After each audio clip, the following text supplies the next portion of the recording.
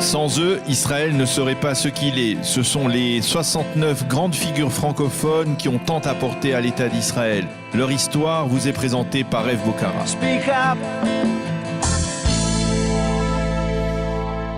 Et bonjour Ève. Bonjour Eliana. Ça fait plaisir de se retrouver ensemble sur le studio de Studio Qualita tout simplement. Et aujourd'hui, on va parler donc dans notre série des 69 d'un auteur que j'adore. Voilà, on va dire ça comme ça. Ouais, ça laisse le champ très très large encore. Alors on va donner des indices. Allez, on donne des indices. Allez, un siècle. Il est français. Il est du 19e siècle. Donc le romantisme. Il n'est pas juif. Ah, ça réduit. Ça réduit. Et il a écrit, sur la terre d'Israël. En général, c'est quand on parle des juifs que ça réduit. C'est-à-dire que les non-juifs, ça augmente. Non, il a écrit sur la terre d'Israël. Et vous avez nommé... Alphonse de Lamartine. Ah, mon petit chéri. Voilà, je vous laisse citer quelques vers, Eliana, pour démarrer cette... Bon, c'est une poésie qui est très, très connue. Le lac, on connaît tous et on aime tous la fin. Que le vent qui gémit, le roseau qui soupire, que les parfums légers de ton air embaumé, que tout ce qu'on entend, l'on voit ou l'on respire, tous disent, ils ont aimé. Voilà, on connaît tous ces vers, ils sont très très beaux et on va donc revenir sur la vie de Lamartine et sur ses écrits sur la terre d'Israël, qui sont peut-être un peu moins connus.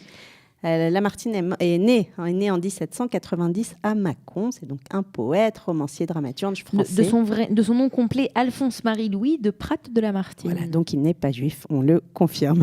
Sinon, il se serait appelé Alphonse-Joseph. Moshe. Mais le mari nous pose un petit problème à ce niveau-là. Donc non, il n'est pas juif, c'est décidé. Ok, on continue. Voilà, donc il va passer son enfance en Bourgogne. Il va voyager en Italie. Il va occuper une fonction militaire auprès de Louis XVIII, Lamartine.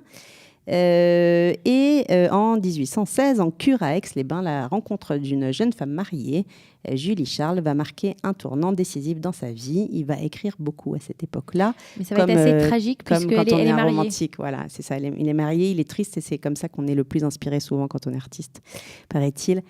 Donc, il va écrire ses méditations en 1823. Célèbres méditations qu'on a tous lu quand on avait 9 ans, n'est-ce pas, Ève? Voilà, Eliana a lu Lamartine à 9 ans. J'adorais ça. Petit coucou à mes parents qui ont eu le plaisir et la surprise de me voir prendre ce volume à l'âge de 9 ans. Il avait un petit peu peur pour la suite. Non, pas du tout. Alors là, du côté de mes parents, pas du tout. Et donc Lamartine, on va très vite parce qu'on va s'arrêter plus longtemps sur son voyage en Orient. Il va être élu à l'Académie française en 1829. Il va être élu député en 1833. Il va rester député jusqu'en 1851. Quand même, il a été immortel à l'âge de 39 ans. C'est pas mal. C'est pas mal. Voilà, moi je me souhaite la même chose à l'âge de 39 ans. Il me reste 10 ans. On va essayer d'y arriver. Bonne chance. Merci beaucoup. Quand on lit Lamartine à 9 ans, on peut tout faire. On peut tout faire. Alors en 1830, donc, il va échouer à la députation et donc il va décider de partir en voyage, Alphonse Lamartine, de Lamartine, et il va partir visiter la Grèce, le Liban, les lieux saints du christianisme. Donc les lieux saints du christianisme, en l'occurrence, c'est en Eretz Israël, en terre d'Israël. Donc il va venir en terre d'Israël et il va relater ses voyages dans son ouvrage « Voyage en Orient ».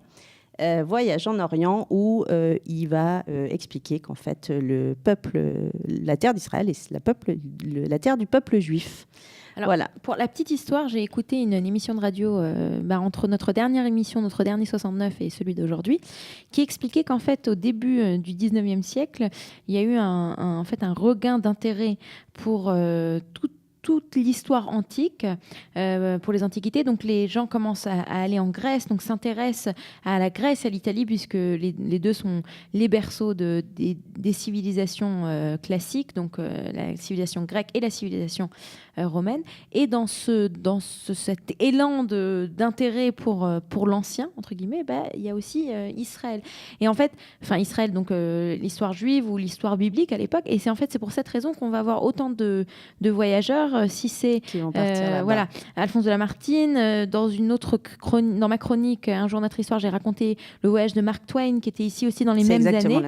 Donc en fait, faut essayer de comprendre pourquoi est-ce que d'un seul coup on n'a jamais entendu parler d'Israël pendant des centenaires et d'un seul coup tout le monde arrive ici et gratte sa plume sur son petit morceau de papier et raconte ce qu'il voit. Voilà. Absolument. Alors voilà ce que dit Lamartine. Les paysages sublimes de Nazareth, l'horizon de la mer de Galilée, les deux bords du Jourdain, la Jaffa mystérieuse et l'éblouissante apparition des pierres de Jérusalem.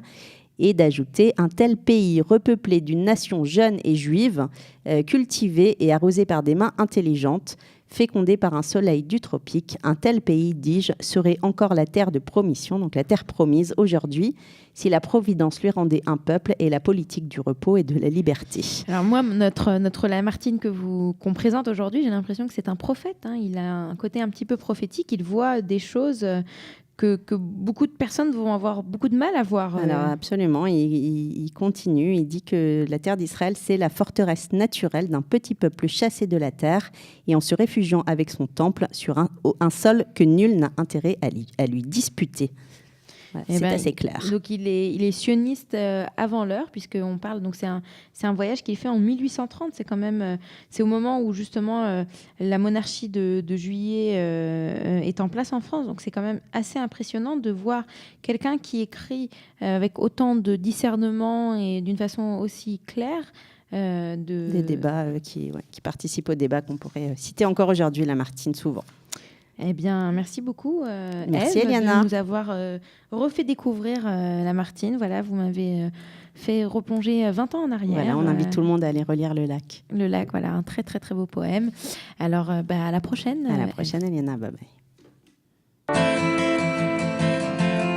Sans eux, Israël ne serait pas ce qu'il est. Ce sont les 69 grandes figures francophones qui ont tant apporté à l'État d'Israël. Leur histoire vous est présentée par Ève Bocara. Speak up.